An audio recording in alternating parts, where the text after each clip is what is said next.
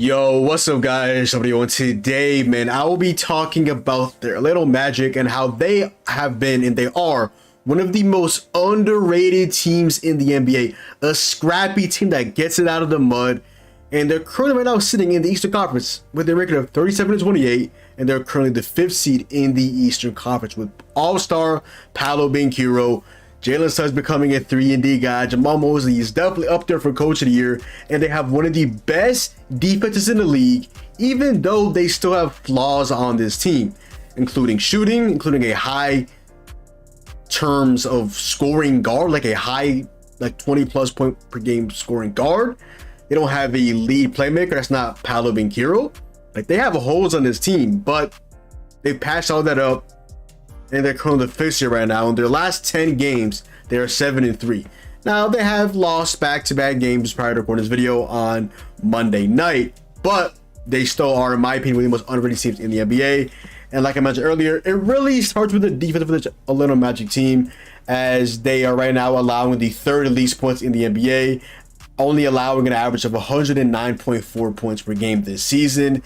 Now, offensively, like I said, they can definitely struggle offensively, but they play just like my Miami Heat in terms of getting it out of the mud. They might not have the cleanest, the most eye-pleasing, the most aesthetically pleasing performances and wins, but they get it out of the mud, and it starts with defense. But their offense, we have to talk about it.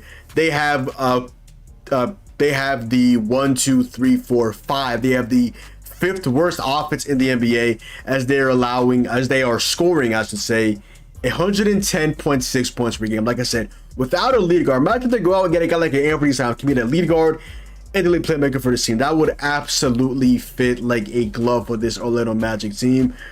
But let's go ahead and talk about what the Magic do have and why they are one of the better and underrated teams in the NBA. Now, also in terms of defense, I want to talk about their defensive rating. Now, I believe they are top 10 as well in defensive rating overall as a team. And I really want to give flowers to Paolo Banchero, a guy that from last year to this year, I definitely see visual improvement in Paolo Banchero. In terms of especially the most underrated part about Paolo Banchero games, in my opinion, is his playmaking. He's kind of being the lead playmaker with this Orlando Magic team. They don't have a lead playmaker. Look at Jalen Suggs. He doesn't average anywhere near even 5 assists a game, and he's their starting point guard.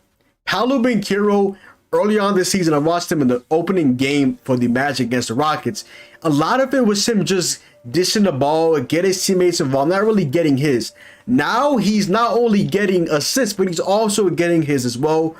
And so far this season, across 63 games, Paolo Banchero is averaging 22.8 points per game, 6.8 rebounds, 5.2 assists, and shooting 45.9% from the field and 35.8% from 3.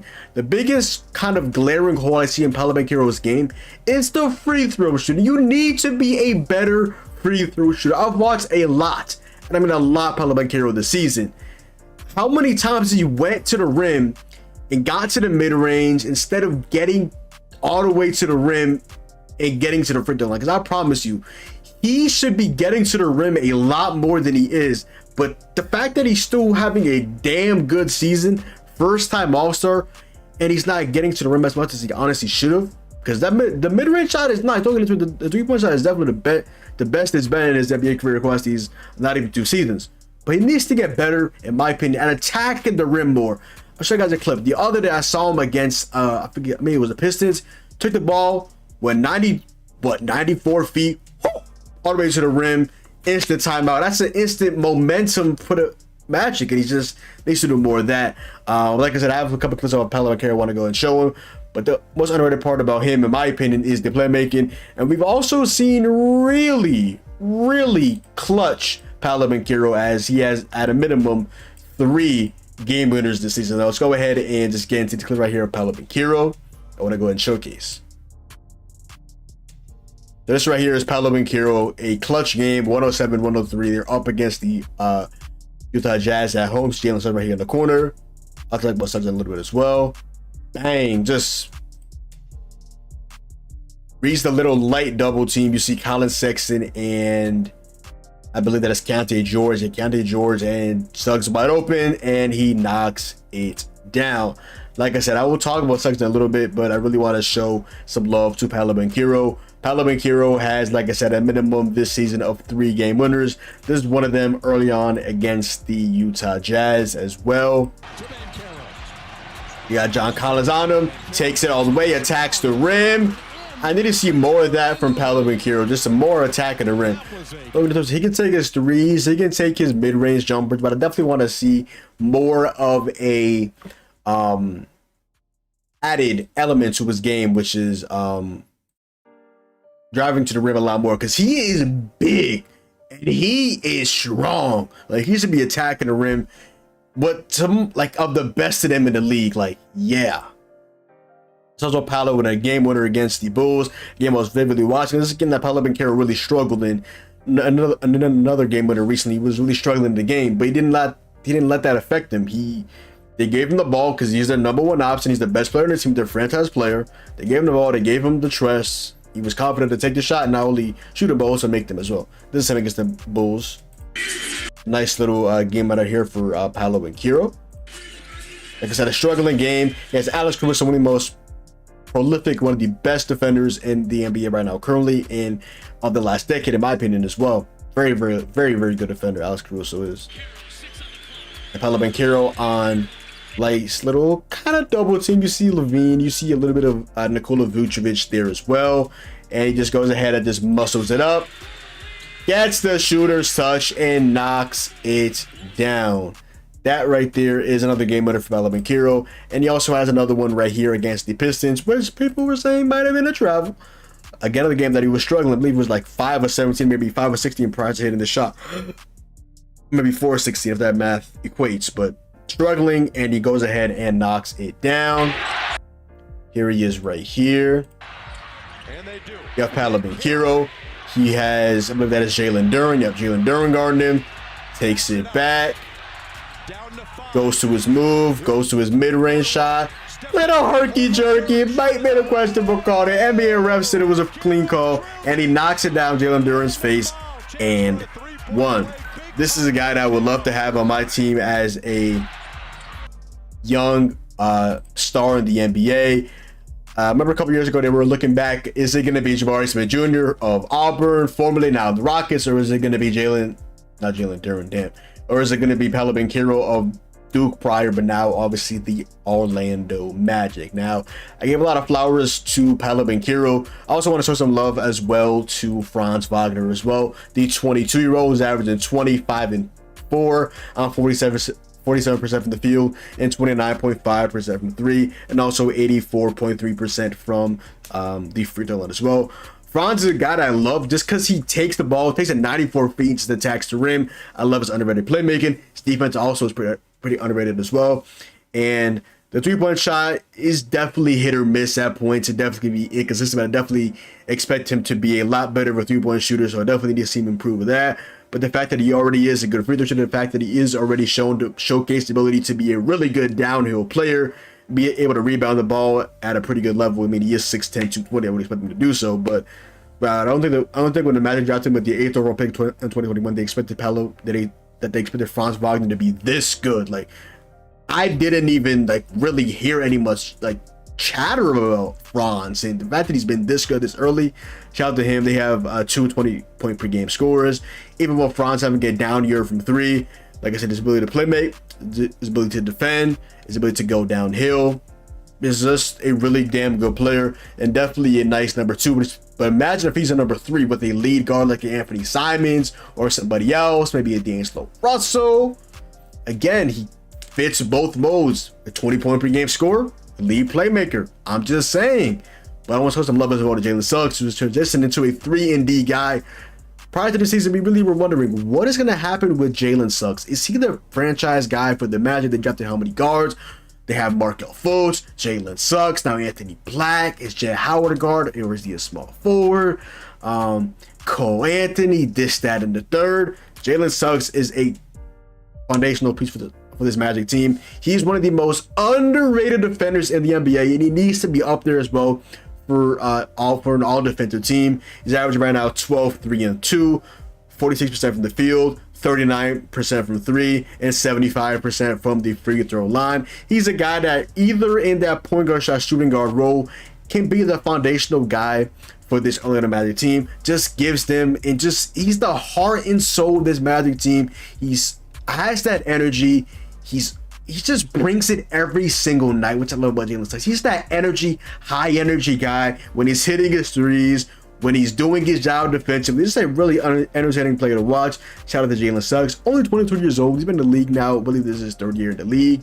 And we're really seeing why he was the 5th overall pick in 2021. Shout out to Jalen Suggs. Really transitioning really well into that 3-and-D role. It really kind of feels like he's one of the veterans of this team, but he's only 22 years old. So that is very, very interesting, to be quite frank. Right now it's currently NFL range, so I'm kind of looking at my watch to see if the Patriots, my favorite team, goes ahead and does something. But we'll just wait and hopefully sign Calvin Ridley, but that's beside the point.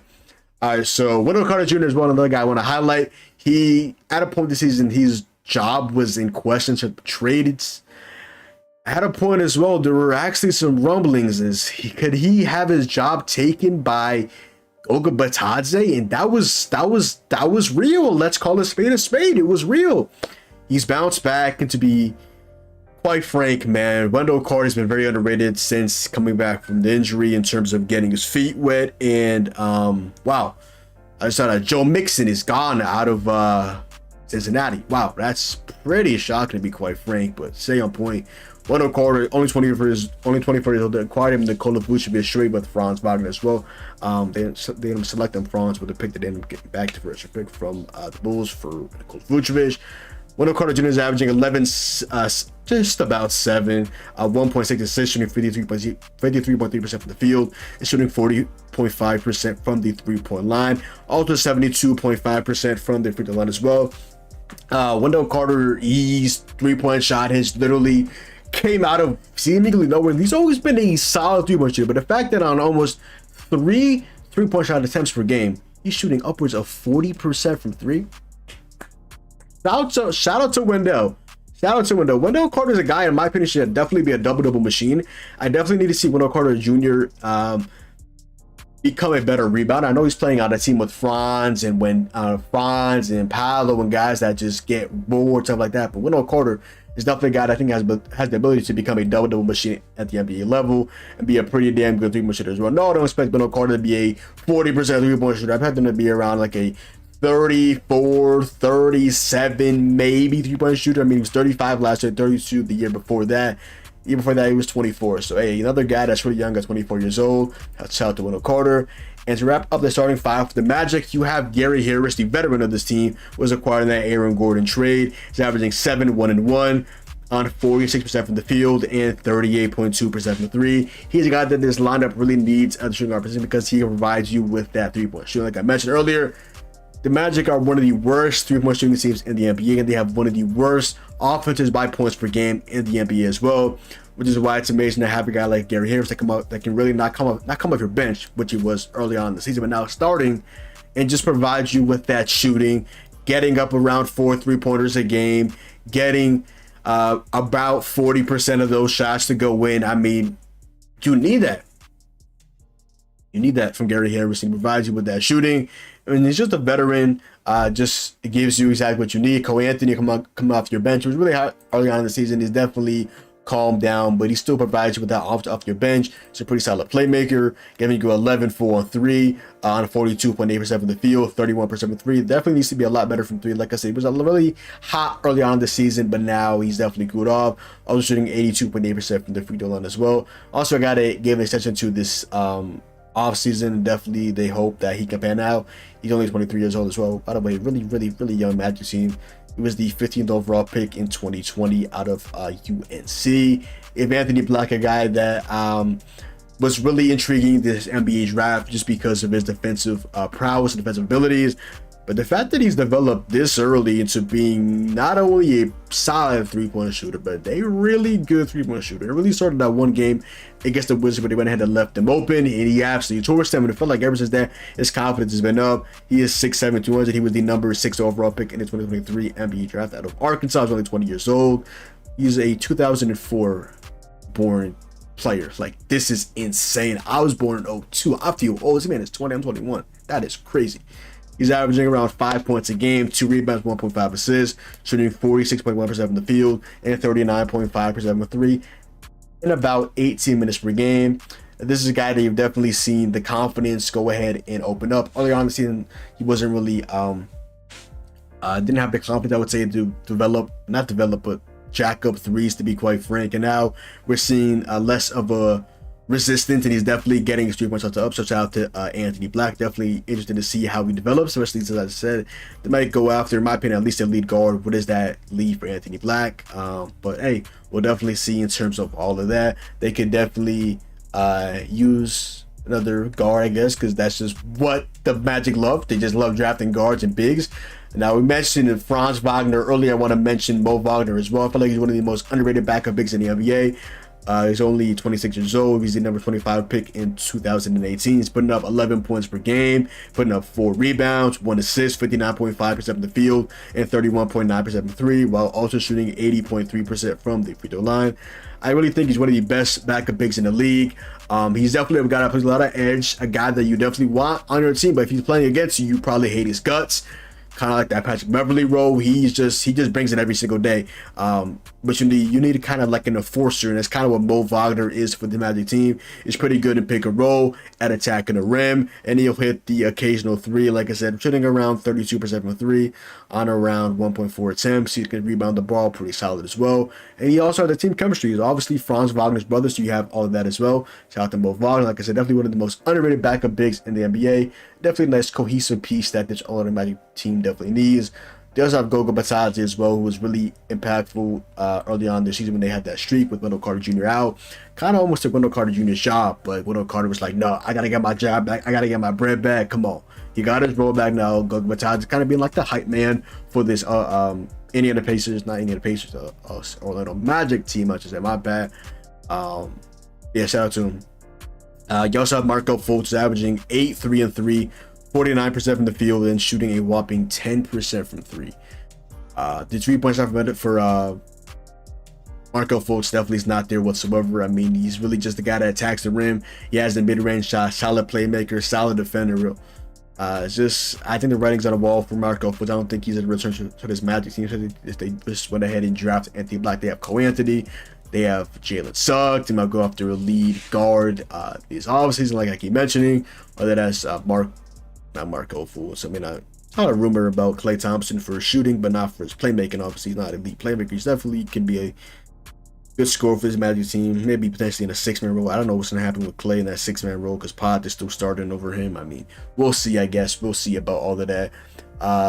Let's have Caleb Houston as well. He's averaging 4-1 and shooting 39% from the field, shooting 37% from 3. Another guy that just comes off their bench and has the ability to knock down threes at 6'8", so shout out to him.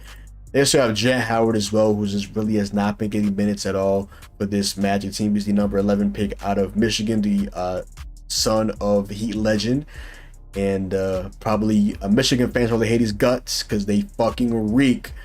Juwan Howard, yeah, that's tough. I'll be quite frank. That's tough. I mean, at least Juwan Howard got to coach his son, Jett Howard, in college. But oof, that was pretty good in college. He's not really getting any minutes at the NBA level. He's really at the G League, like mainly, not really getting minutes at all. He's averaging 1 point, 0.4 rebounds, 0.2 assists, 36.4% from the field. His 3-point percentage is at 29%. Very limited minutes. Not really getting any minutes at all. He's definitely a guy that can bolster them in terms of 3-point shooting. He's not really getting minutes at all. Really interested to see why it's not happening, but I guess I'm not a GM, so that it's not my kind of decision to make, I guess. They also have the veteran of the team, the 36-year-old Joe Ingles, who again is one of the shooters that they desperately need.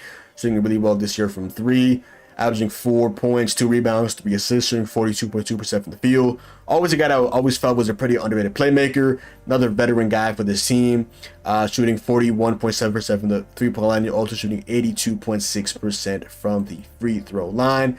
Another guy that gets around 20 minutes per game and just gives this Magic team a jolt in terms of being able to play make. I always feel like he was also underrated at attacking the rim even after tearing his ACL. And just being another good 3-point shooter as well. Nice veteran team, considered veteran leadership, and gives you that 3-point shooting. What can go wrong with Joe Ingles, man? What can go wrong with Joe Ingles?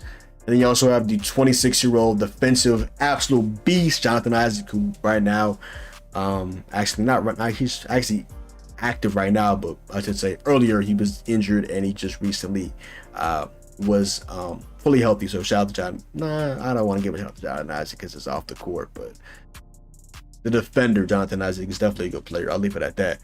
The 26-year-old, 6'10", 230, averaging 6 points, 4 rebounds, 0.4 assists, shooting 49.3% from the field, shooting 33.8% from 3. Obviously, we know Jonathan Isaac for being an absolute defensive demon. There's a couple of games this season where he has had so much momentum for this Magic team, just providing them with not instant offense, but with instant defense. This guy I can definitely see developing into a 3-and-D guy. So just played a game recently against the Pacers last night as I recorded this video. 19 minutes, shot 3 or 4 from 3, 9 points, 7 rebounds, 2 blocks. A guy that can just provide you with instant defense, especially if he's hitting a 3-point shot. Jonathan Isaac, man, definitely going to be one of the premier 3-and-D guys in this league. He's averaging a block. Well, he's averaging 1.2 blocks per game in 15 minutes, and also 0.7 blocks per game as well in 15 minutes as well. Shout out to I almost keep wanting to say shout out to Jonathan Isaac, but I can't say shout out to Jonathan Isaac because it's off the court. Not a political guy, but yeah. Magic are also $34.3 million under the tax, and they have $5 million in cap space. They also have a plethora of first-round picks, and they really haven't traded any of them, so they can make a slot this offseason as well. Right now, in my opinion, I feel like they were one of the most underrated teams in the NBA with Paolo Banchero. Jamal Mosley has to be up there for Coach of the Year. I like Franz Wagner. Jalen Suggs, 3-and-D. They are definitely cooking with that. Wendell Carter, 3-point shooter. Anthony Black, potentially being another one of those 3-and-D guys. Hopefully they can develop Jett Howard. This is a very young team, but they should have a pretty good amount of cap space to make a big-time move. Like I said, maybe a guy like an Anthony Simons, get a lead guard, a guy that can put up 20 points per game that can just alleviate the pressure off of Paolo, in particular, but Franz Wagner as well. Imagine a starting five of, let's say, Anthony Simons, Jalen Suggs, you got Franz Wagner, Paolo Banchero, and Wendell Carter. You have the defense, you have the offense, you have it all. And that, in my opinion, would feed families, okay? But other than that, yo, that is the video. So go down below, drop a like, comment down below, sub up, make sure to follow me on Twitch, Twitter, and TikTok. It's your boy John. Hopefully you guys enjoyed the video, and I'm out, man. Peace.